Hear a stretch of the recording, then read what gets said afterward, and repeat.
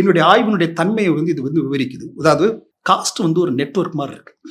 உடனே phone of பண்ணுங்கிறாரு. எதுக்குங்க பாண்டி அப்படின்னா, நீங்க ஆஃப் பண்ண உங்களுக்கு தெரியாது அப்படிங்கிறாரு. போனை கொடு வந்தான்ட்ட. போனை கொடுத்தோடனே வந்த வேலையை பார்த்தோமா சோழியை பார்த்தோமான்னு போயிட்டே இருக்கணும். உள்ளுக்குள்ள வந்து சாதி கலவரத்தெல்லாம் உண்டாக்க கூடாது. எடுத்த உடனே ஆமா. நான் போய் பேக் எண்ட்ல போய் ஒரு கஸ்டமரா போய் சேர்றேன். நான் போகிறப்ப அந்த கம்யூனிட்டியில சேட் குரூப்பை பாக்குறேன். நான் இந்த பொம்பளையை கூப்பிடாதீங்க, கருப்பா இருக்கா, இந்த பொம்பளையை கூப்பிடாதீங்க, கக்கூசுக்கு போகணும்னு சொல்றா. இவளுக்கு வந்து எவ்வளவு திமிரு இருந்தா எங்க வீட்டு கக்கூஸ் யூஸ் பண்ணுன்னு சொல்லுவா. மொபைல் நெட்வொர்க்குக்கும் காஸ்ட் நெட்வொர்க்குக்கும் ஒரு போட்டி, இங்க ஒரு சண்டை நடக்குது. அதாவது சாதி என்பது காத்துல இருக்கு, சமத்துவம் என்பது காத்துல இருக்கு. அது நமக்கு தெரியுறது கிடையாது எப்பயுமே. ஆனா ஏதாவது ஒரு சந்தர்ப்பத்தை தீண்டி பார்த்தோம்னா அது டப்புன்னு வெளியே வந்துருது. எனக்கு நான் சின்ன பிள்ளையா இருக்கும்போது பக்கத்தில் ஒரு டூரிங் டாக்ஸி நான் போறேன்னு சொன்னாக்க அங்கே போகக்கூடாது மையம். என்ன காரணம் சொல்லுங்க பார்ப்போம். காசு கொடுத்து என் டிக்கெட் வேணாலும் எல்லாம் வரிசையில் தானே உட்காந்து. ஆமா ஆமா, நீ போய் அங்கே உட்காரலாமாங்கிறத பாயிண்ட். நகரமயமாக்குதல்ல வந்து அது வந்து மறைஞ்ச மாதிரி ஒரு பிரமையை உண்டாக்குது.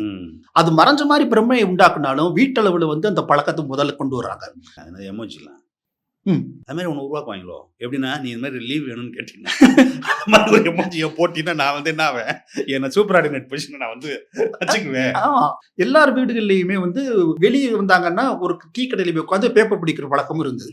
ஆனா இருந்த போதிலும் அந்த குடியிருப்புல வந்து அந்த உண்மையான சுதந்திரமாகப்பட்டது, சமூக விடுதலையாகப்பட்டது இல்ல, சமத்துவமே இல்லை. இதுதான் முக்கியம் எனக்கு.